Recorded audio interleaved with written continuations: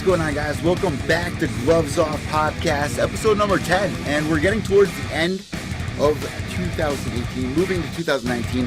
And before we start today's show with myself and Ultimate Fighter Season 10's James McSweeneys, who's coming off an amazing year for 2018, moving to 2019, I kind of want to, just give thanks to our audience, give thanks to James, and just kind of go through, what we've accomplished. Because in life, people have dreams, and you guys tune in every week. We've brought in a couple thousand downloads in our first 10 episodes. We're almost at 10,000 downloads for what me and James have accomplished here. And it's just amazing to see the footsteps that James has put into his career, branching out into podcasting, what I've been able to do in my broadcasting career, and just prove to everybody that chasing your dreams, going through the daily grind, every day waking up and chasing after something can actually pay off. And here we are, episode 10, end of 2018. So James, before we start today's show, man, let's just kind of reflect on what we've accomplished this year, especially you ending the year in one of the best knockouts throughout the year, going into 2019 with a movie that you put in, the Saint Car movie that I'm really excited to see. So let's kind of reflect there, man. What have you accomplished that you've set out for this year? I think, to be honest, the biggest change for me is just my whole mindset about how I've approached this year from the beginning. I had the same conversation with a friend of mine this time last year, and it's just my whole mindset. I've been in the sport of a very long time, for over 20 years.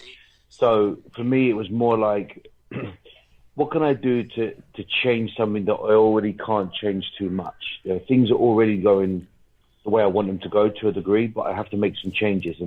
And so for me, it was just how I perceived the year. So I really laid myself out different this year. I get up the same time every day. I made a point of just staying focused all the time. Of course, you have your ups and downs, but I never allowed it to change my mindset on what I was trying to achieve this year. I had 5 fights. 3 of them were world title fights, and the other 2 were against world champions. So all 5 were against world champions. Great fights, exciting. They all went a distance. Some got early knockouts and then others. And to be honest, I got to do a movie. Me and you had an idea just off the back of an interview. We seem to have good chemistry. We've known each other on the internet for a long time. Hey, let's go with this podcast. You've had to give it a go. And it was just like, bang, let's go. And now we've taken off and just leaps and grinds. So it's just a positive mindset, and also seeing yourself as a business is just really the be and end all of, in my opinion, of what breeds success, and being around people with the same outlook as you, the same success, the same drive.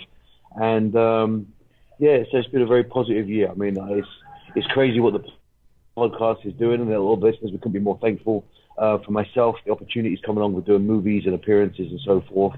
And I've done 8, 9 seminars. Actually, I've done 14 seminars this year, 5 fights, I've opened up my second gym now. So it's just been so busy, but so productive. So I can't wait for 2019. One of the most inspiring things about fighters that I feel a lot of people look up to is, dealing with a loss or dealing with, a couple of hurdles that a lot of people would look at and just be like, oh, should I keep continuing? Should I go on with what I'm doing? And a lot of MMA fighters, they go through that hurdle and they come out the other side, and then they finally see the lights. They achieve something that they've been chasing after. And it's such a reassurance to a lot of people. Like for me, James, just like you even asking me, in the middle, I'm going on my 5th year in the media scene here, just you asking me to do a show with you was such a reassurance to me that I'm doing the right thing, that I should keep pursuing. You getting the knockout a couple of weeks ago, I'm sure to you was like, I'm onto the right track. I figured out a couple of things that I need to fix, and let's move forward with this. I think that's one of the most inspiring things that me and you can give to the audience. Yeah, I mean, it's going back to what you were just saying about someone coming off the back of a loss or dealing with a loss and how they do. I think that's one of the most misconstrued in this industry about fighters. I mean, yes, we hate to lose, or we hate to lose a fight under any circumstances. Like, for example, I lost a fight on points and against Thiago. Watching the fight, I felt like I won, but the public have a really, different view on when a fighter loses, and what they almost believe that if a fighter loses, he should retire. or that's it, he's done now. Yeah, no, he lost. That's no good. When really, as a fighter, we just see it as a part of our job. And to be honest, if you don't want to lose, don't fight, because there's a huge chance you can lose, and there's a huge chance you can win. That's the idea of the game.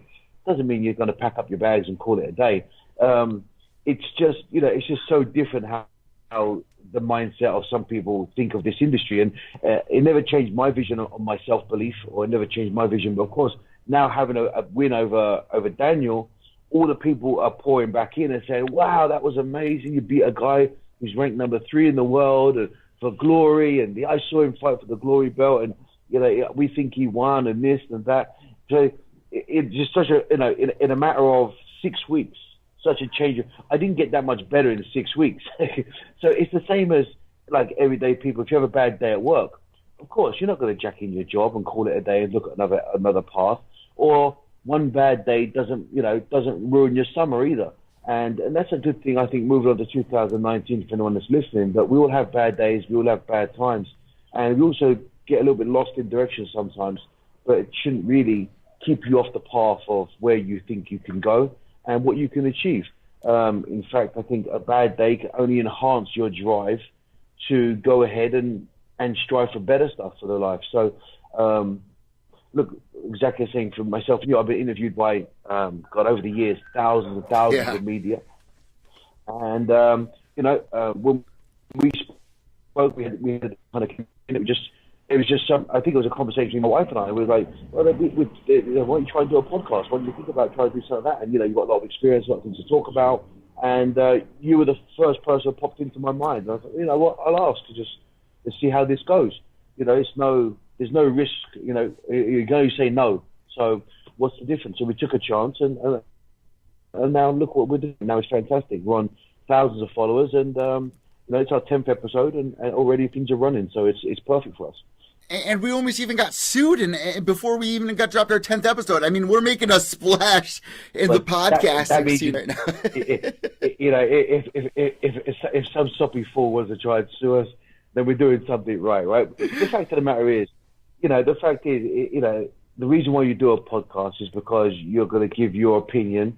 You're going to give an unbiased opinion, if anything, about certain things in the martial arts world, where it comes to fights, athletes, whatever it may be, gyms, people. We're going to give our opinion. That's what podcasts are about.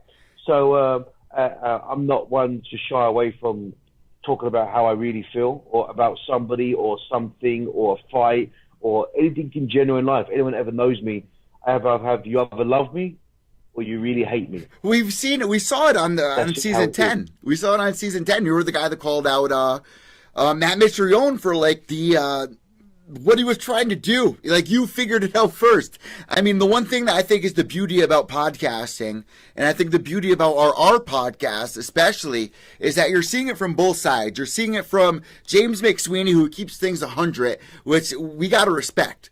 And you see a thing from the media side as well. And I think today's episode, at the end of the year, I mean, this is going to be our last episode before January of 2019. And I think some of the subjects that we're going to be talking about today is going to reflect on both sides of what I see as a media member and what you see as a fighter. So let's jump right into things here. This weekend, we had the fight between, the last card for Fox, which you were actually at the first one. You spoke about it on episode 9 for JDS versus Cain Velasquez. And we're going to be talking about Cain Velasquez's upcoming fight as well. But we saw this weekend that two fighters going in for a rematch. We've seen it between Tito and Chuck as well.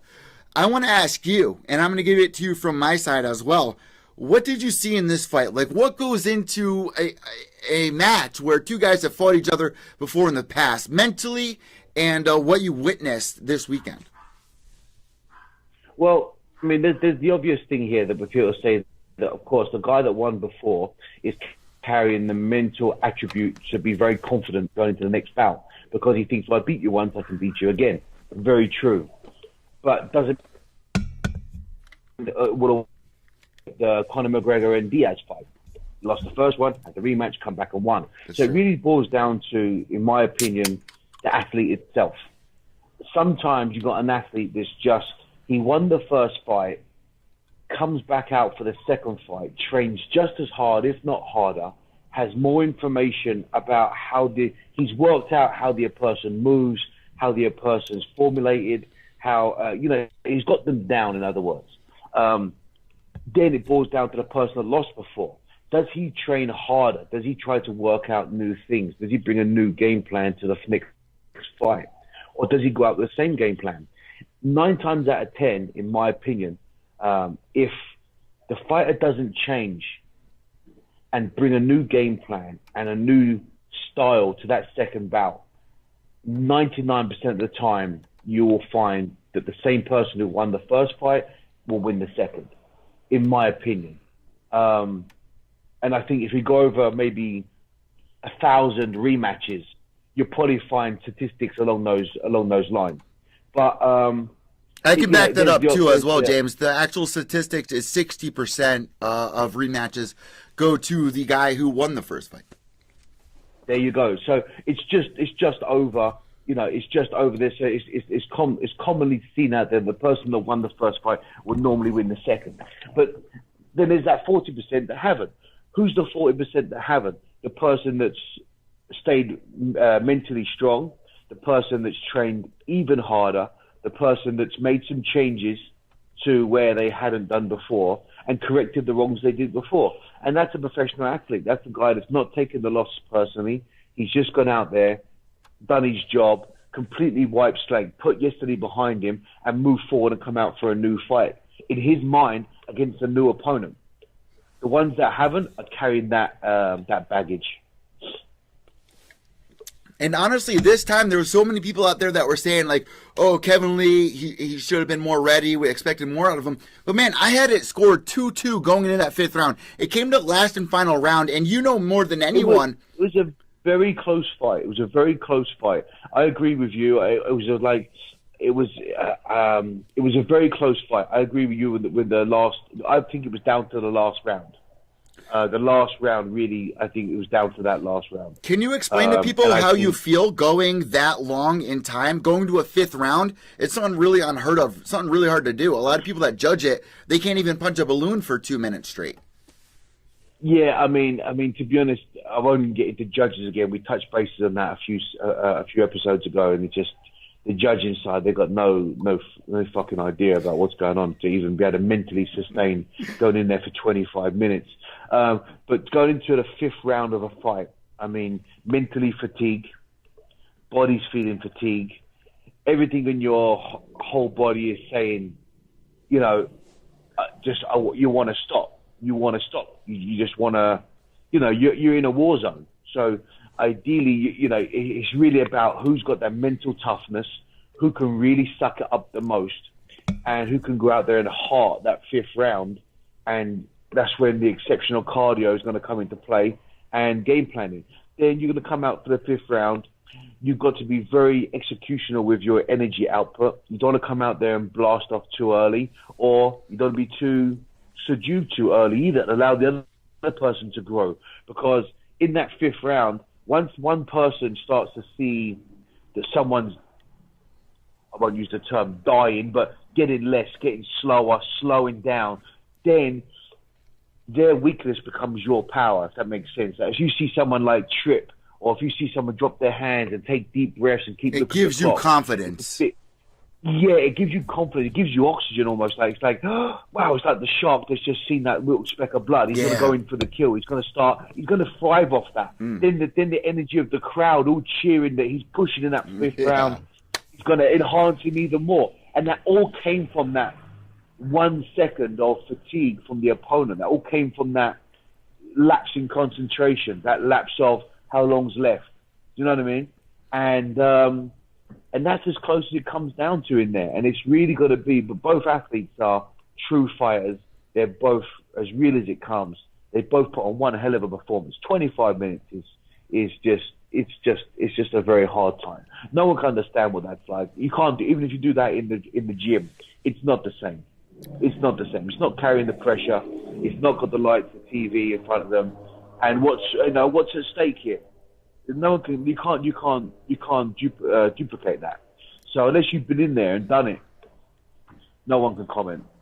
And we're going to see something like this exactly coming up in John Jones versus Alexander Gustafsson, the rematch, which was honestly, in my opinion, and a lot of other people will back me up here, one of the best fights in UFC history for that division, without a doubt. Oh, what's the mental thing going into a fight like that? I mean, John Jones obviously has the upper hand. He has the statistics going for him. But going into a fight like that, man, I mean, how do you overcome something like, going up against somebody that you lost to? Well, I think that for Gustafsson, I mean, he's a real professional. He's a super talented athlete.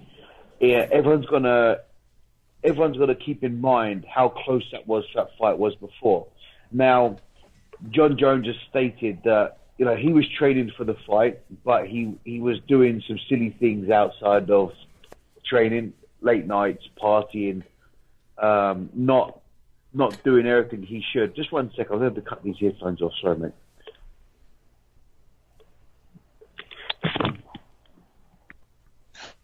Guys, they were just about to die. Did you hear me okay?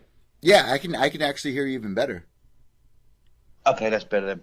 And so John was doing some outside activities during that training camp. So for John, he already won that fight, even though he was doing that stuff. Now we've got his word. Now it's his first fight back. I believe he's taking it very seriously. I think he's training very hard. Hopefully he's staying focused on the fight and not doing extra activities. But also with Gustafsson, he's had a lot of time. It's a little different because John Jones, like you said, was doing things that aren't allowed. So I feel like that would also build confidence for Gustafsson to be like, all right, now he's going to be lesser than what he was before. Well, even though you shouldn't expect that, it definitely adds something to it. Well, I don't know if it was was made the fight so close. I think what John was saying was that he was partying and doing recreational things that played a part in allowing the fight to be so close. Now, we don't know if that's true or not, but we know obviously that after the fight he got busted. So, but Gustafsson has got the confidence to know that, yes, also he says he was doing that, but we also know for a fact he was doing this, which was enhancing himself, and therefore he got caught for that too. And now he's got to be clean. Now it puts it an even playing field. But also for Gustafsson, he's been in there with John Jones. He doesn't fear him. He knows how he moves. He's worked him out. And it was a very close fight. And he proved to himself and to everyone, including John, that he could have the distance and he could go there and he wasn't just going to be taken out of the game. Now, John's been out of the game for a little bit. I always believe every time I see the guy fight, he comes out with something new. He's very creative, repositions himself, very mentally very, very strong. I mean, we've seen him have his toe ripped off, and he still continued. We've seen him get all kinds of injuries, still continue to fight like there was nothing wrong. I mean, the guy is mentally strong and very, very tough. There's a reason why, in my opinion, he's pound for pound one of the best fighters of the world, if not the best ever. So it's a very interesting fight. I mean, I wouldn't like to call this. It'd be purely opinionated only. I think John will win the fight. That's just my opinion, but that's only because more the fact of I've always been more of a fan of John. I've known him from years ago. We trained together in Albuquerque for a period of time. I'd like to see him get his act together and learn by his mistakes and move forward and mature and grow. I mean, now he's not a kid anymore. Back then, not when he fought Gustafsson. He wasn't even training with you then. That was after that fight when he went to went down there. That's very true. Yeah. So, in my opinion, I'd like to see him win because I think he deserves it. I think he's gone through. Yes, he's called a lot of this stuff himself by the stuff that he's done, the behavior that he's done. He's called on this stuff himself. But to be honest, he's handled it like a champion. In my opinion, he's put himself out there. He's put his hand up. He said, yes, I've done this. Yes, I've done that. He hasn't made excuses. He's just took it on the chin. He's trained hard. I mean, he come back and dismantled Cormier. That's backfired against him yet again. And now he's back again. And I would like to see this time just to get it right. Now, just for pure sports, I'm just a sports fan.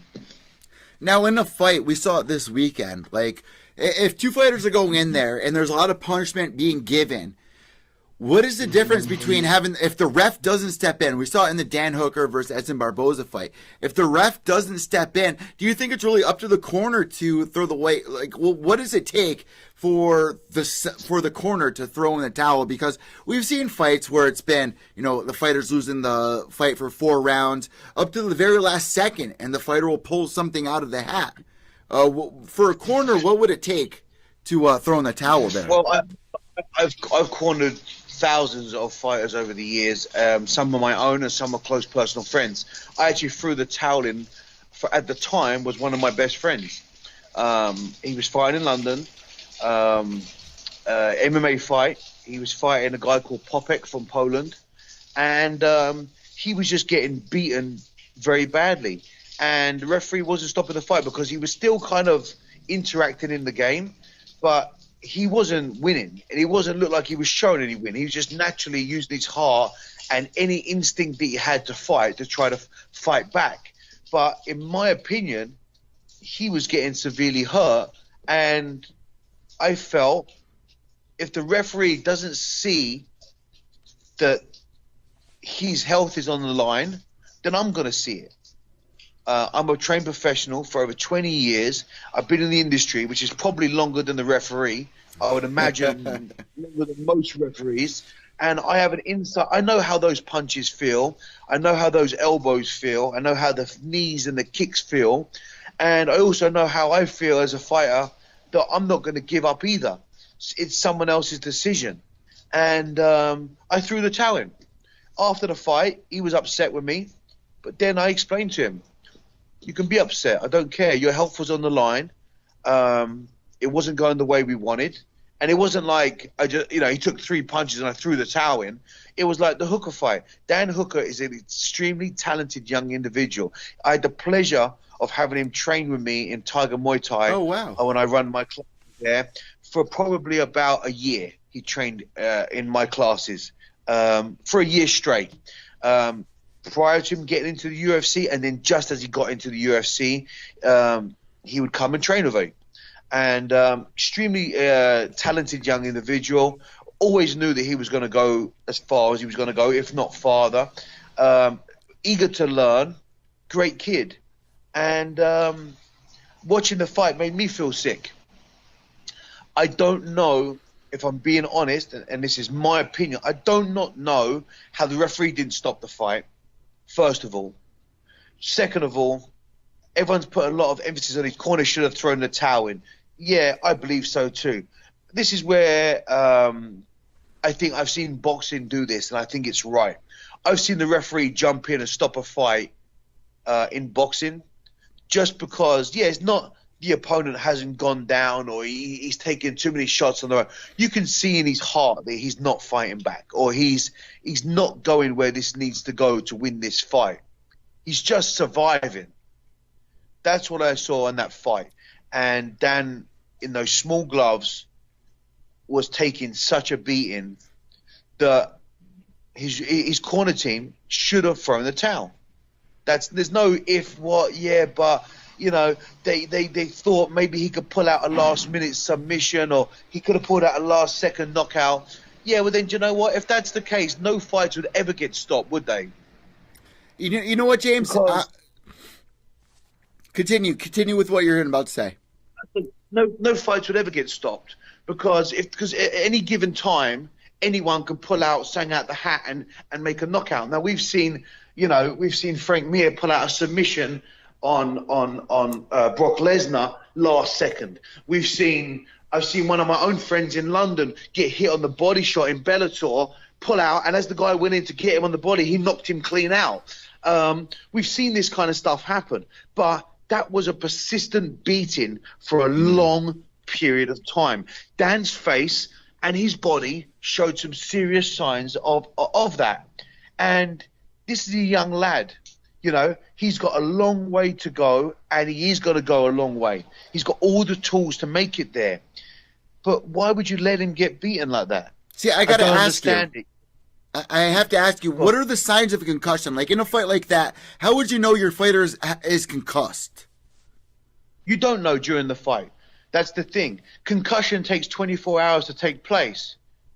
So the next day, if he's concussed or had a concussion, 9 times out of 10, 24 hours later, you'll pass out. So, you know, that's just what happens. I've had it before where many years ago I worked security in London. I got hit over the head with a bottle, and I was in the middle of the fight inside the nightclub, and someone come up behind me and hit me over the head with a bottle. And I turned around, had the fight, and got them all out, and we had a big fight, no problem. Went home, woke up the next morning, just sitting there, went to get up to go into my kitchen, got to my kitchen, and felt dizzy and fell flat on my face. Wow. Bang. Woke up, didn't know where I was. I had a concussion. 9 times out of 10, speak to any doctor, neurologist, whoever you like, it takes 24 hours. But what causes concussions? It's like in the NFL. People clash heads. Just because they don't get concussion by the clash of the heads that instant, it's the consistent clashing of heads what causes concussion, and then the repercussions of that takes 24 hours. And I don't know, Dan, what happened the next day. I have no idea. But they put him in a position where he was taking that many blows, and his brain and everything in his head was suffering, and the towel wasn't thrown. I mean, I can't speak for somebody else. In my opinion, if that was me in his corner, I would have thrown the towel in. That was for sure. That's for sure. Yeah. There's no doubt. And the referee should have stopped the fight. He should have stopped the fight. Dan was fighting back, but he wasn't intelligently defending himself. He didn't need to take 4 or 5 shots unperceived. You could see that the kid was struggling. Do you know what I mean? And here's my issue. Like, I feel like it was more on the corner to make the call over the ref, because every time there was some serious damage done, and there wasn't like damage done where it was like he was about to get knocked out. It was consistent damage, back to back to back, where you could physically see the faces that he was making or hunching over, that he was in a lot of pain, but there was a Nolan action for him to kind of recover for a second. It wasn't like he was getting beaten down. It was kind of just built upon. And I feel like it was on the corner to realize that their fight, it's not worth it. He was just getting peppered with shots, where each punch wasn't that big knockout shot. It was kind of like a Diaz mentality, where it was just a volume. Not the most powerful shots in the world, but they were peppering the crap out of him.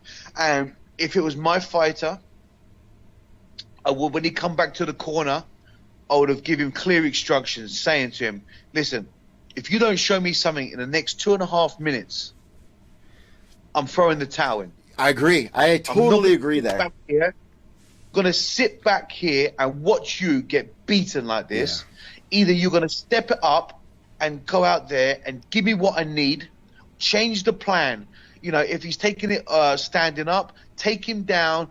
Dan's a fantastic jiu-jitsu practitioner. Take him down. Show me what you got on the ground. If it was happening on the ground, I'd say get up. If you do not get up in the 2.5 minutes, I'm throwing it in. I'm not sitting here and watching you get hurt this way. Dan wasn't going to quit. You? No, of course he's a fighter. Listen, this kid is nothing. This kid is like, listen, he's not a quitter. This kid is a super talented individual, super competitive. He's not going to quit. It's not his job. And if he did quit, he wouldn't be where he is. You know, listen, it's not. It's how can you put this with being polite? And I've struggled being polite sometimes. Well, I've interviewed. Most fighters have to go out there and fight, right? That's what we do. And it's seen to us that when you're on the battlefield, even if you're not going to win, you go out on your shield. Does that make sense? Like, you're going to go out on your shield. You're not going to quit. You're not going to show any signs of weakness. If he's going to beat me, then fuck it. I'm willing to die out there. You know what I mean? Like, I'm going out on my shield. I don't care. That's it. We're going to go. And that's what Dan did. But he shouldn't have been allowed to go out on his shield. His decision should have been made for him. When I fought Thiago Silva 2 months ago, I had a lot of stitches and cuts and bruises in my face.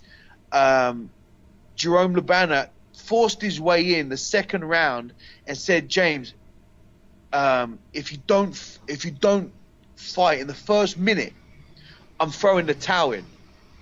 And I said, fuck you. you ain't stopping nothing. I'm fighting. He said, it's on you. It's on you. If you don't give me in the first minute, if I don't think that you're going out there, James, with the cuts you have, I'm not letting you get any worse. If you don't give me in the first minute, I'm pulling the fight. And I said, you ain't pulling shit. He said, I'm telling you. And he walked off. So, yeah, he gave me an opportunity, right? And I believed him. And I know he would have done because he's my friend first. And he cares about my safety first. The fights, we can live and fight another day. But he was concerned with the cuts I had because it could affect my eyes, my eyesight for the future fights, my career, so forth. And I believed him. But he gave me the opportunity. And I believed him. So I was like, fucking hell. I thought I was winning the fight. And I looked at the fight, I was winning. But he didn't care that I was winning. He cared more about the cuts and the injuries that I had. And that's the idea of your corner man. That's a good, experienced corner man. And I was disappointed we're in Dan's corner. I was very disappointed. That fight that you had with him was very close. So would you have been mad? Like, would Dan have been mad? Could that have ruined a relationship? I mean, I feel like you put it perfectly with what you just said. You can't, as a corner team, you can't be scared of upsetting your fighter, right? Okay. Because I'm the coach. Mm-hmm. I'm not scared of upsetting any fight I have. In fact, I've actually lost fighters for being too open and honest with them, and I'm never going to change that. I've had a couple of fighters come to me to my gym, and they tell me they're going to be the next glory champion, and they're going to fight this guy for this and this guy for that. And then after a few months of training, I've had a real legit talk with them and said, "This isn't for you. You've quit too many times." You can fight locally and fight in the little bullshit stadium in Thailand or whatever for $100. You can do that and call yourself whatever you want. But I'm letting you know, to do what it takes to get to the big picture, the big show, you do not have what it takes. And your mindset right now does not have what it takes. James. And they've left. I don't give a shit. I don't care. I'm going to protect them more than I care about upsetting our friendship, because we're not friends, we're coaches. If I corner someone, and just like then, if Jerome would have thrown the towel in against me, that would not affect our friendship. Would I be pissed off? Yeah, I'd be pissed off that I lose any fight. I was pissed off that I lost it on points. What's the difference? I'm looking at what people are saying here. They're giving you, so I just saw 100 hearts go within 20 seconds of them praising what you were just saying, and I totally have to agree here. In the corner, that's the decision to make, and that's why I feel like it was more on the corner than the ref. I feel like we summed that up perfectly right there. And I've interviewed Dan Hooker in the past. He's been waiting for this moment to get a co-main event, to be in the spotlight. He wasn't gonna quit. No, he wouldn't quit if it was a preliminary fight. The kid's not a quitter. He's a warrior. I've had the pleasure of training him, and I can tell you now, he's one of the most talented individuals I've ever come across. He's super, super talented. Good kid, very polite, respectful, but that's neither here or there. He could have been a piece of shit. It doesn't make no difference. The fact of the matter is, everybody in that corner team and the referee has a job to do. Now, if the referee's looking and he's thinking, oh, he's still fighting back, he's not, he's in the game, he's doing what I think he should do, and the corner's looking thinking, oh, he's not in the game, he's not doing what I think he should do, but I'm not throwing the towel, then the referee has no other choice. He bounces back between two of them, right? The fighter's not going to quit. So the referee has the first objective. Is he intelligent to defend himself? Well, he must have thought he was, otherwise he would have stopped the fight. Now the corner team has a job to do. Is he getting his ass kicked here? Is he getting beaten to the point of where his health is at danger? Yes, he is. But I don't want to throw this because Dan could be mad at me. Then do you know what? Don't be a fucking corner man. Don't train fighters. Don't be training and competing at that level. You have no place being there. No place. Because if you can't take the personal friendship and instinct out of the relationship and you have your job is a coach, your job is a corner man, and I don't care what anyone tells me, my most efficient job to do is protect my fighter. Whether he believes that or he doesn't, I will protect him at the weigh-ins. I'll protect him in training. I'll protect him at the fight. I'll protect him after the fight. That's my job. And sometimes doing your job upsets people. It could upset the UFC. It could upset the ring announcer. It could upset the fans. It could upset the fighter. I don't care, because my job is to protect my fighter. Like, you know, like you ever had a best friend that's come to you and said about his relationship, and you say to him, mate, you can't be with this girl. She's not for you. She's a wrong one. Yeah. Oh, I love her. How could you say that? I don't care. You may not see it right now because you're in the bubble. But I'm telling you now, she ain't for you. She's a wrong one. You got to leave her. He may never speak to you again, but when it all goes tits up and the girl leaves, he'll soon come back to you and say, mate, I'm real sorry about that. That's you so know true. what? You were right. Do you know what I'm saying? Yeah. It's the same principle. It's the same principle. Dan, after the fight, if the towel was thrown, could have been super, super upset and fired his whole corner team. But you know something? I would have wore that fire cap and that discardment cap with pride, because I would have said to him, I don't care about you being upset with me. I made it assure that you were healthy, you went home to your family, and you lived to fight another day. I would have worn that with pride. But now there's a huge backlash, and I think it's terrible. In my opinion, it's terrible. The guy, I can't say who's. I can only talk about what I would do, and for me, the cornerman's job is to protect the fighter. The fighter wasn't being protected, in my opinion, and I think it's wrong. Now, James, to kind of transition to something very similar, but a little different at the same time, Frank Mir, we kind of saw the same situation this weekend with Frank Mir, but instead he had his daughter in the corner. And in the first round, he was winning. But in the second round, he was taking a beating without his mouth guard. What does that change in a fight? Should Frank have been able to verbally tap, or do you think it was on his corner and be like, oh shit, his little girl's here, or like, well, describe that situation, the difference in that kind of a situation. Was it smart to have his daughter in the corner? Was it smart to have her, witness that and kind of see the dark side of MMA? Because if you're getting into something like this, I mean, the girl's only in 8th grade, but still, it definitely changes things here. Well, I'm going to only speak professional about this because obviously people know me and Frank have had a love-hate relationship over the years. We've been friends, we're now not friends. We've been friends, then we're not friends, or whatever. Frank's daughter, beautiful young little lady, an amazing athlete. She's one of the best wrestlers out there in her division by far. She's smashing and crushing boys. That's irrelevant to the game. Frank used to train with Chris Lundell, not Chris. So terrible names. Lundell, an amazing wrestling coach, jiu-jitsu, absolutely fantastic. I forgot his name. They were best friends for years and years and years. He was in Frank's corner for absolute years. I trained with him. He teaches out of the Gorman High School.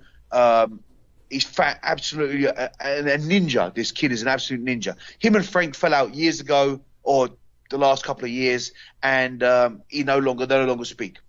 So that's who would usually be in Frank's corner. Then we'd usually see Robert Drysdale in his corner.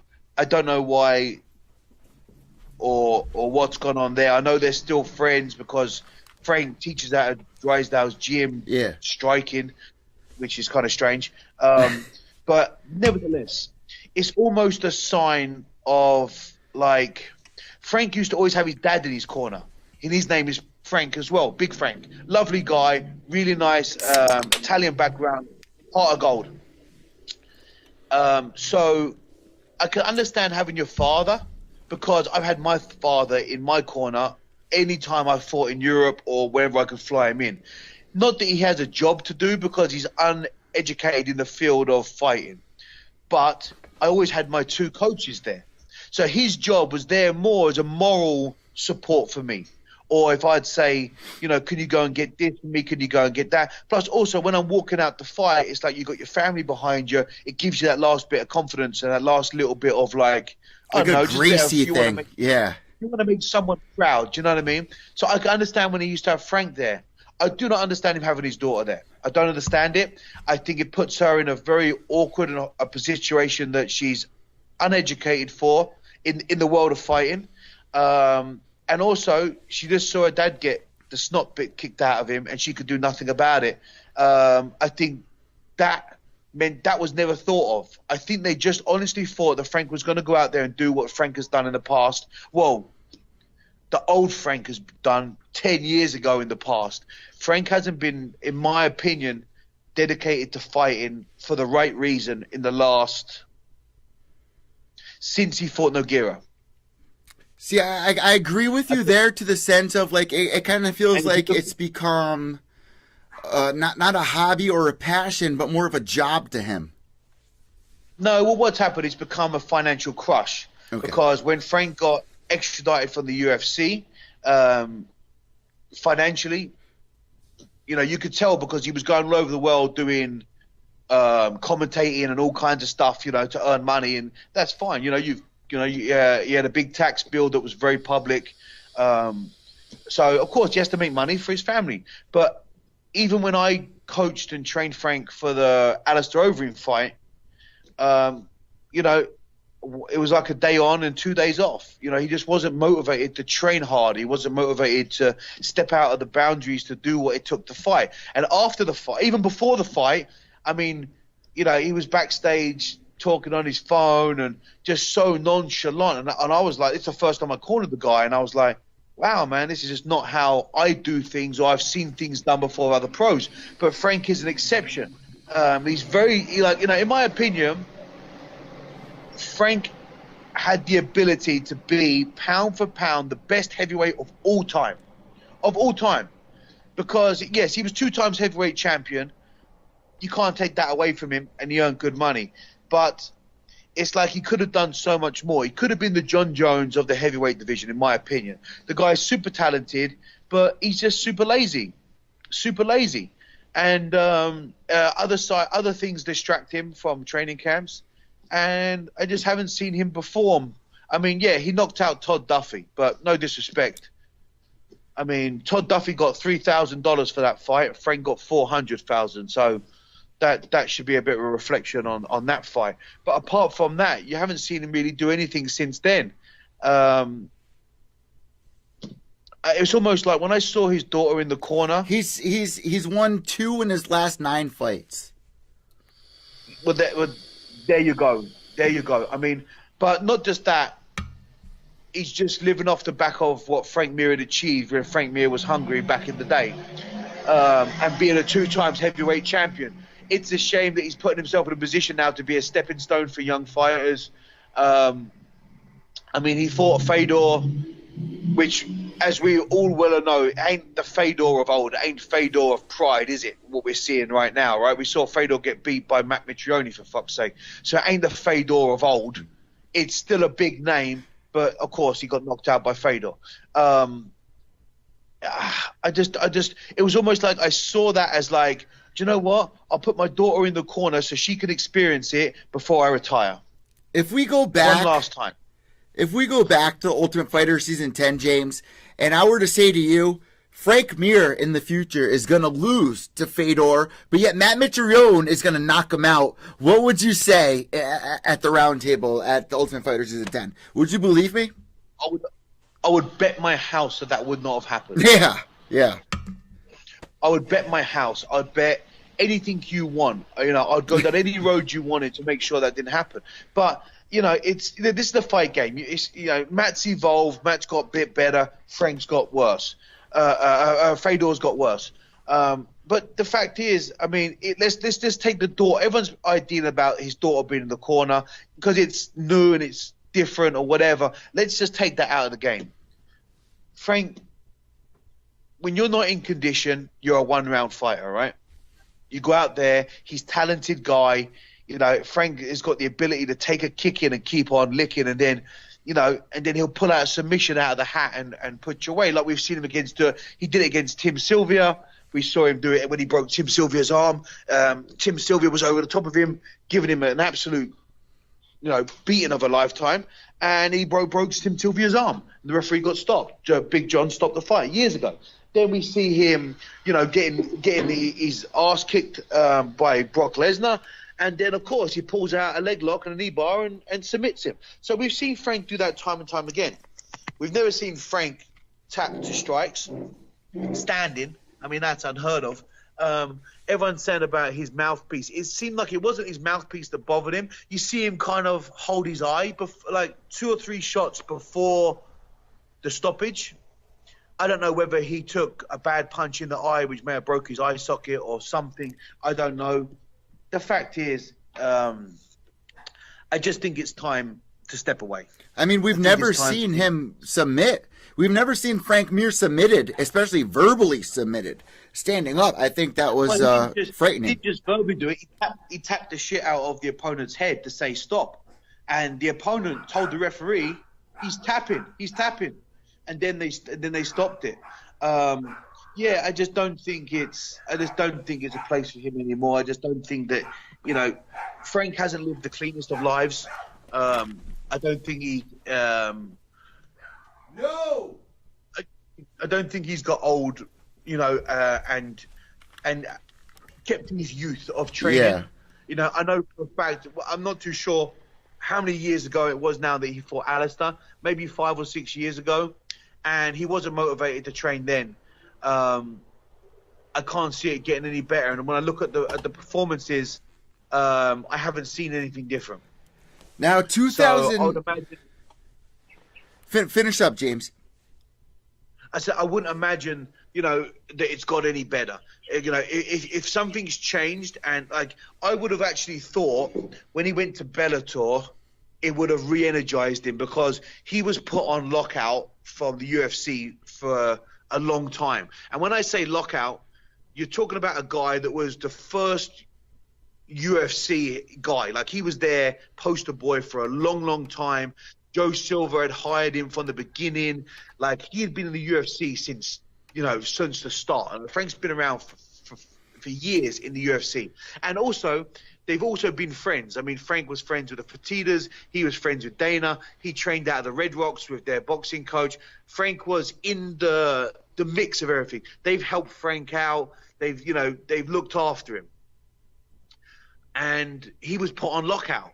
They completely blocked him. They weren't answering calls, emails, nothing. They'd put him on lockout.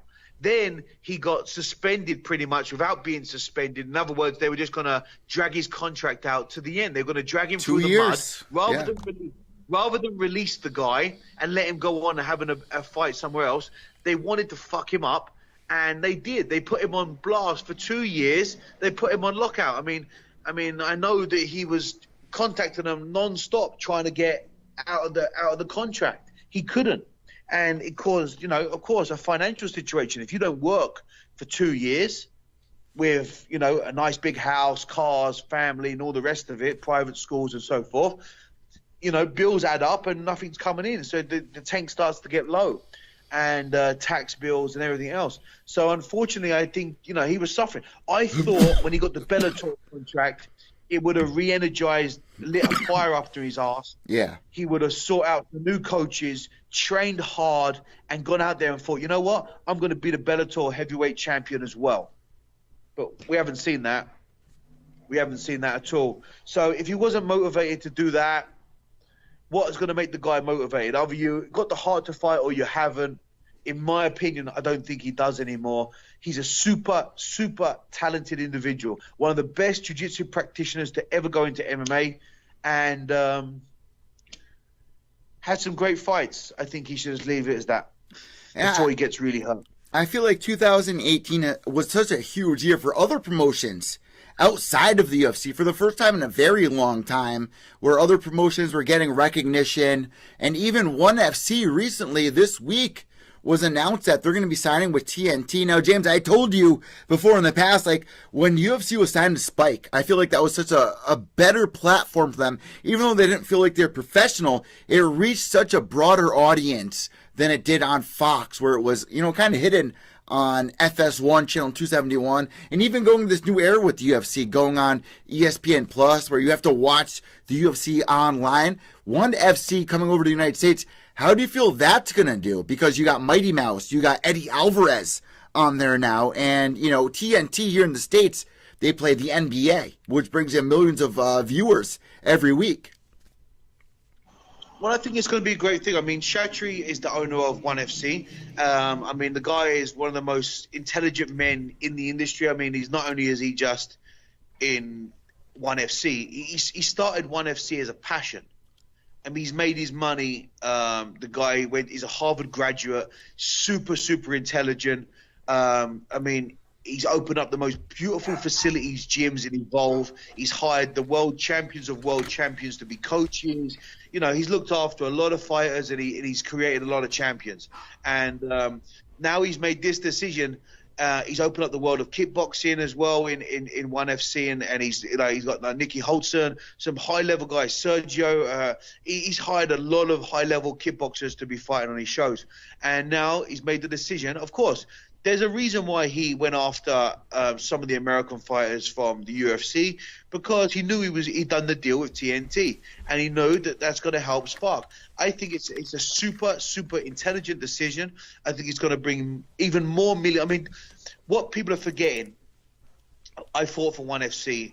I love fighting for them. I thought they were an amazing company. My only frustration was, for me personally, I wasn't getting enough fights. I wasn't fighting as regularly as I like. Now, I like to fight regularly. I fight 5 times a year, right? So for me to fight once a year or twice a year or something, for me, I was really struggling with that. And, of course, that's what led us to part ways. But at the end of the day, I'm sorry, there's someone at my door. At the end of the day, it's just boiled down to the fact of they're making smart decisions. They're growing as a business. And I think that's just absolutely amazing for ONE FC. Now, James, before we end today's show, I just kind of want to pick your best, like the one fighter that stays in mind in 2018 for you, moving into 2019. Who do you think the number one fighter award is? Before we end today's show, I think that's a good segment to end on before we, add some new segments into the 2019's era, which we're going to line up some zombie apocalypse stuff, some really fun stuff for everybody. But me and James kind of talked, 55 minutes here for everybody. So that's usually the length of the show. So let's end it on this great segment here. James, for you and for me, who's the number one fighter, guy and girl, that stood out in your head this year? I mean, there's so many that have come through. There's so many that have done some amazing things. I think for me, it's probably Habib, who stepped up. He obviously beat Conor. He's just, of course, what he did after the Conor fight. But the fact of the matter is, he beat the guy that on paper was unbeatable. I forget. I'm going to put it behind me. Okay, it's what he did after the fight. His performance that night, I think, was fantastic. As an athlete, he did extremely good. Who's yours? Honestly, in my mind, it's Max Holloway. What he's been able to accomplish, I mean, starting off in the UFC, losing his first couple of fights on contract, being able to come back and really refocus what he's aiming after. The only other guy that he's lost to has been Conor McGregor, and there's really no one else for him to fight at the featherweight division. What he was able to accomplish against T-City, and T-City, man, for people out there that are giving him trash, there's no reason for him to doubt himself. He definitely gave the UFC what they wanted in a contender for the championship title. Somebody who immediately, if they grab your neck, the entire crowd's going to go, like, hold your breath for a second. I mean, he took out people like Cub Swanson. He took out people like Frankie Edgar. Knocked Frankie Edgar the first time in his entire career out. He deserved that shot at the title. And for Max Holloway to go in there and put the clinic on that he put, I think he deserves the number one male fighter. For females, the number one fighter that sticks out, if it's not Rose Namajunas, it's got to be my girl Valentina Shevchenko, what she's been able to accomplish, and her sister as well. I've watched her sister for years in the Muay Thai scene. I've interviewed both these girls, and Valentina told me in 2017 that she would be the champion by the year 2019, and here she is. She does it. She achieves a dream, and that's something we look up to here in the MMA scene. It's the same. I was going to go with Shevchenko as well because, of course, I had the fortunate pleasure of also training and teaching with her at Tiger Muay Thai as well. She used to do our camps at Tiger. She used to bring her coach with her, and she was always a very respectful. I knew her basically from the kickboxing world, the Thai boxing world back then. Coach Pavel, right? Coach Pavel. That's right, yeah. She had fought an old friend of mine, Kaylee Reese, in Thai boxing, and Kaylee is a super, super beast, and she beat Kaylee. she just shown all the attributes of just being a true dedicated fighter. She traveled all over the world with the best, trained with the best, and just, you know, she just didn't have the typical. She had a ton of self-belief, but she didn't have, the ego wasn't there. It was like she didn't have any ego. She was always willing to ask a question, and she wasn't scared of it. And she would just dedicate herself into what she was doing. And she had said the same thing. She was going into MMA and she was going to take over. And to be honest, the way she said it to me, it wasn't your normal fighter. Like, yeah, like I kind of touched base on it earlier. Like, I've had fighters come to my gym and say, oh, I'm going to do this and I'm going to do that. But the way they say it, you're like, you're not trying to convince me. You're actually trying to convince yourself a little bit, right? Like, you just want to talk big. You're not actually believing it. You're just actually just saying it because you want to talk, because you know it's never going to happen. But the way she said it to me was calm, quiet, and 100% she was going to do what she said she was going to do. It was absolutely to the point, and she's done it. So you know what? That stands for me. Like, if someone say they're going to do something and they do it to that level, to a T. You're talking 3 years prior to her doing what she's doing right now. That's what she was going to do. So she'd been planning this takeover in the UFC for many, many, many years. And she dedicated all of her funds, all of her time to achieving it. And now she's achieved it. And her sister's on the same path. So that goes to tell you something about the mental attribute of that family. And I just take my hat off to her. I think she's a superstar. And with that being said, guys, I think that's the one thing that we take away year after year in the mixed martial arts scene. And there's any athlete out there, even the media scene. I mean, myself, James, I mean, we spoke about at the beginning of the show. We wake up every single morning. There's not a day that goes by where we don't wake up and think about what we're going to track down, how we're going to achieve our dreams. And I think that's something to really look after, something that everyone needs to continue moving into 2019. I mean, shit, it's almost year 2020. It's about time that we have all the resources that we need to figure out what we need to do to move forward. And our dreams are not that big. They're not that crazy for us to achieve. We're within arm's reach. Me, James, everyone out there, guys. If you just wake up every day and go after something that you're just passionate about, that's the number one thing to live a healthy life. It's just to be passionate about something. Yeah, it's like, I mean, like, to be honest, I take a bit of stick for this. Like, probably just now when I was speaking about the corner man, about throwing the towel in, I get sometimes a bit heated about it. I get like, I'm passionate about it because I love this sport. I love fighting and I love coaching, and it makes me passionate. There's just something I can't help myself but put myself in those shoes, and it just does that for me. And I've just always been passionate that way. Like, even just now, I've opened up a passion project. I'm opening up another gym here in Phuket. There's no kids gyms here. Not one kids gym. There's gyms that allow the kids to come and train with the adults. But, I mean, an adult class here runs for 2.5 hours. So the kids don't. Yeah, how do you keep a kid's attention for 2.5 hours? Yeah, it's just not going to happen. Do you know what I mean? Unless they're young ties and they're being forced to go. So I've opened up, and I'm opening up on the 3rd of January, a kids gym, a gym only for children. Only for children. I was all day yesterday there decorating, and it's going to be free. We're not charging the kids. We're open up after January, and it's free. So I will be teaching there personally myself after school. There's 5 schools in that area, and the kids can come and train for free. Jiu-jitsu awesome. And Muay Thai. And, for me personally, I just think this sport, when I was a kid, gave me so much positive things in my life. It really took me out of a dark hole. It gave me something to strive for. I never believed for a second that a passion would turn into, a company, or turn into a lifestyle the way it has, a career the way it has. So for me, I owe the sport a lot. So to open it up, I bought the gym. I've been decorating it. I've got people in there now decorating. I'm waiting for. I'm fortunate that I told the story to Fight Lab, who's here in Thailand. They're I know that. Sponsor the gym, with bags and stuff like that. I'm looking for a sponsor to get me some mats. If not, I'm going to buy them myself. And it's a passion project where I want to give back to the kids. And I think the kids of this sport or getting into this sport are the future for tomorrow. So being in Thailand as well, where there's a lot of poverty and a lot of Westerners here living a good life, we should be able to use those children to give them and educate them in the field of martial arts. So I'm doing it.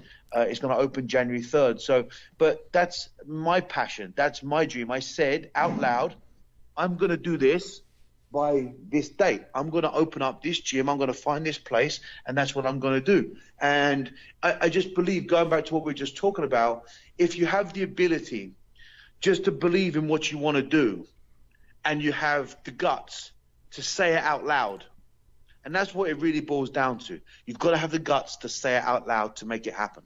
If you don't believe it yourself, you won't say it out loud. If you say it out loud to people that I'm going to do this and I'm going to do that and I'm going to follow my dream or I'm going to go for something out loud and believe it, it will happen. And that's what you got to do. And that's what I've really tried to do. Most of my life is try to just, if I say it, I'm going to do it and make it happen. And then a great quote from Muhammad Ali. He said, I had to make myself believe that I was a champion before I could become a champion. Now, James, before we end today's show, I know 2019 is a big year for you. The last 2 minutes of the show, let's just talk really quick about when this movie is going to be released and how people are going to be able to watch it over in Thailand or even here in the States if possible. Well, it gets premiered on the red carpet in the cinemas in May 2019. And after cinema finishes, it will go onto Netflix. So it can be seen anywhere in the world after that. Of course, yeah, but it'll be cool. It should be just released a little teaser right now. I released it the other day. If you guys haven't seen it, check out my Instagram or my Facebook, McSweeney MMA.